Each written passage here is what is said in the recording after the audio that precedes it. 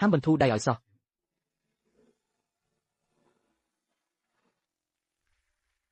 ជីវិតមនុស្សប្រៀបដូចជាគ្រាប់ខ្សាច់ក្នុងមហាសមុទ្រខ្លីយ៉ាងនេះតែមានជម្រើសច្រើនពេក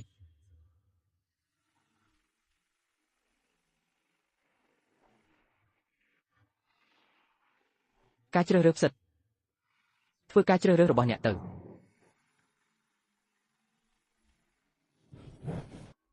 ការ cosplay Galaxy War បានបញ្ចប់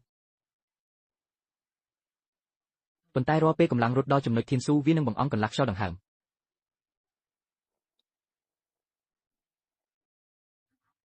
ស្ដាប់ណាក្មេងតូចគ្រប់ក្បាច់គុណត្រូវតែទុកផ្លូវក្រោយឲ្យខ្លួនឯងជានិច្ចហេតុនេះរាល់ពេលបដូរក្បាច់ឯងតែងតែក្រលាស់ក្តីបន្តិច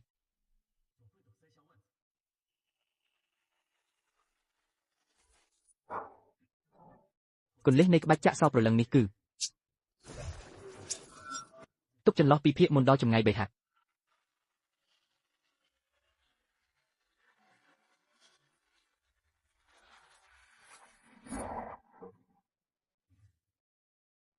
តាមពិតអ្នករាល់គ្នាបានប្រគល់ចម្លើយឲ្យខ្ញុំតាំងពីយូរហើយ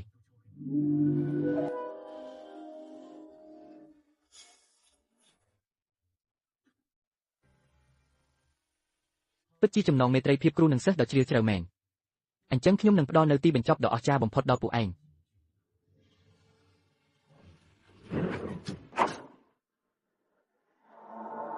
ហាមយំហាមថយហាមមានចិត្តមេត្តា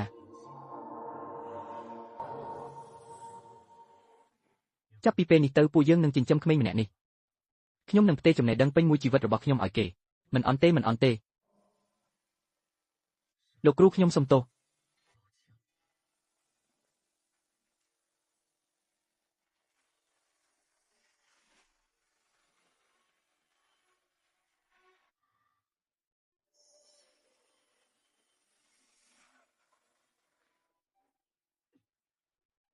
ឆាប់ថតទៅ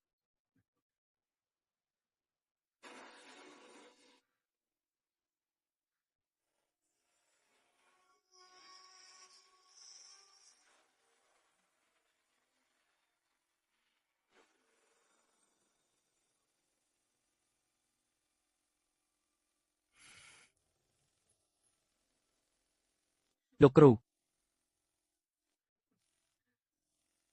ហាខ្ញុំមិនបានធ្វើឲ្យអ្នកទាំងអស់គ្នាត្រូវខ្មាស់គេទេមែនទេល្អណាស់ក្មេងល្អដាវដែលបង្រៀនទៅមិនអត់ប្រយោជន៍ទេជំនាញជាងយើងកាលពីមុនទៅទៀតហាកុំភ្លេចជួយផ្សព្វផ្សាយកេរ្តិ៍ឈ្មោះឲ្យគ្រូផងពិតមែនហើយប្រហែលជាអាចល្បីល្បាញពេញប្រវត្តិសាស្ត្រក៏ថាបានលោកគ្រូកូនមិនដាច់អាល័យពីពួកលោកគ្រូទេក្មេងងងពួកយើងចាស់ទាំង3នាក់បានឃើញឯងធំដឹងក្តីបានផ្ទេរចំណេះដឹងពេញមួយជីវិតឲ្យឯងគឺសប្បាយចិត្តណាស់ហើយសៀវចាន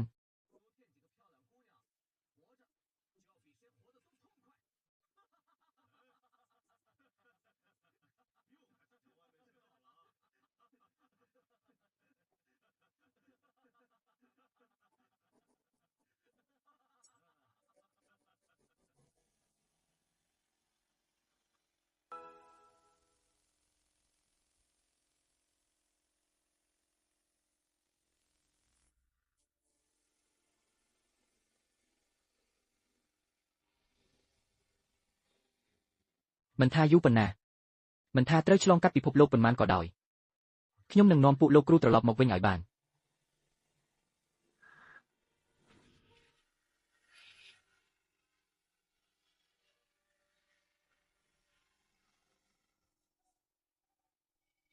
ពិតជាល្ងងខ្លៅមែន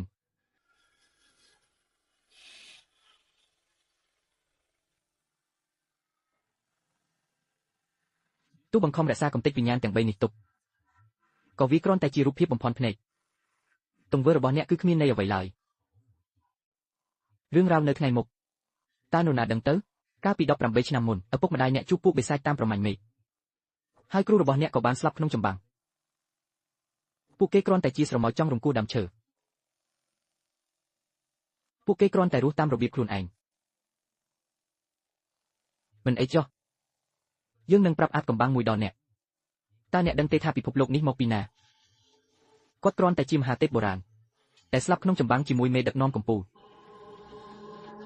ជាបំណែកនៃកំទេចកំទីដែលនៅសេសសល់គ្រាន់តែជាធូលីមួយគ្រាប់ដ៏តូចទាបព្រះអាទិត្យព្រះច័ន្ទនិងតារាដែលអ្នកឃើញភ្នំនិងទន្លេនានារហូតដល់អ្វីគ្រប់យ៉ាងដែលអ្នកស្រឡាញ់សុទ្ធតែជាកំទេចភេទដែលនៅសល់ពីមហាសង្គ្រាមដែលត្រូវបានគេបំភ្លេចចោលហើយមនុស្សជាតិគ្រាន់តែជាអ្វីដែលកើតឡើងដោយចៃដន្យនៅក្នុងកំទេចភេទនេះជាអធិដែលតស៊ូដើម្បីរស់រានមានជីវិតចំណែកឯអ្នកលីនសៀនដែលទទួលបានការបន្តវេនពីឪពុកម្ដាយនិងចាស់ទុំទាំង3នាក់នេះក៏គ្រាន់តែជាស្រមោចដែលរឹងមាំជាងគេបន្តិចប៉ុណ្ណោះរាល់ការតស៊ូនិងការប្រកាន់ខ្ជាប់របស់អ្នកនៅចំពោះមុខការពិតដ៏ធំធេងនេះតើមានអត្ថន័យអ្វីទៅអ្នករស់នៅបានយូរណាស់មកហើយតើអ្នកធ្លាប់សើចខ្លះទេទោះបីជាត្រឹមតែជាស្រមោចឲ្យតែអាចរស់តាមរបៀបរបស់ខ្លួនវាក៏មានសេចក្តីសុខណាស់ដែរអីចឹងចាំមើលថាស្រមោចដូចឯងនឹងមានសេចក្តីសុខយ៉ាងណា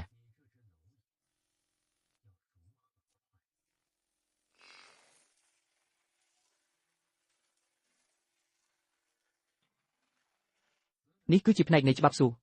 ដែលយកច្បាប់នៃពិភពលោកនេះធ្វើជាចំណីគ្រប់សរសៃសុទ្ធតែផ្ទុកនៅលទ្ធផលនៃការល្មើសច្បាប់តាំងពីបុរាណ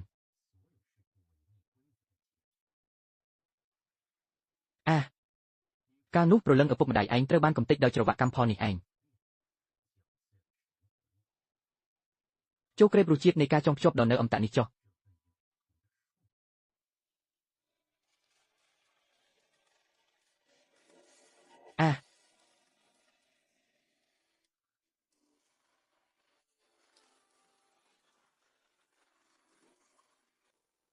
តើវាអាចទៅរួចយ៉ាងម៉េច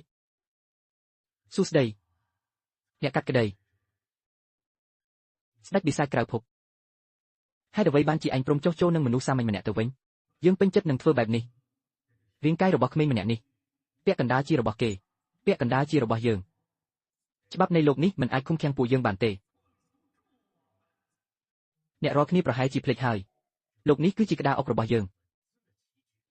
អ្វីទាំងអស់នៅក្នុងលោកនេះត្រូវតែអនុវត្តតាមច្បាប់របស់យើងហាហាហាឥឡូវនេះយើងនឹងឲ្យអ្នកយល់ច្បាស់ពីការពិតក្នុងនាមជាអ្នកគ្រប់គ្រងលោកនេះសម្ដីយើងជាអាជ្ញាសិទ្ធិធម្មពលដើមនៃផ្ទៃមេឃនិងផែនដីត្រូវបានអ្នកដណ្ដើមយកទៅហើយអង្គការរបស់ខ្ញុំក៏អាចការពារឯងបានដែរប៉ុន្តែពិភពលោកនេះប្រហែលជាទ្រាំមិនរួចឡើយយ៉ាងម៉េចហើយឲ្យខ្ញុំឈរមើលគ្រប់យ៉ាងរលាយបាត់នៅចំពោះមុខឬខ្ញុំធ្វើមិនបានទេត្រឹមតែរូបកាយមនុស្សហ៊ានតាំងនឹងច្បាប់សុខស្មានមិនដល់មែនអាប្អូនសេចក្តីក្លាហានរបស់ឯងលើសពីឪពុកម្ដាយឯងទៅទៀត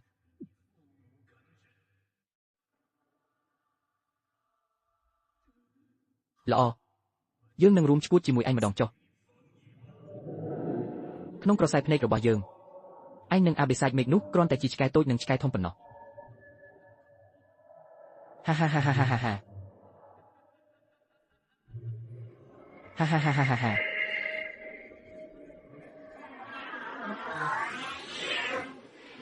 ហាពុកនឹងម៉ែ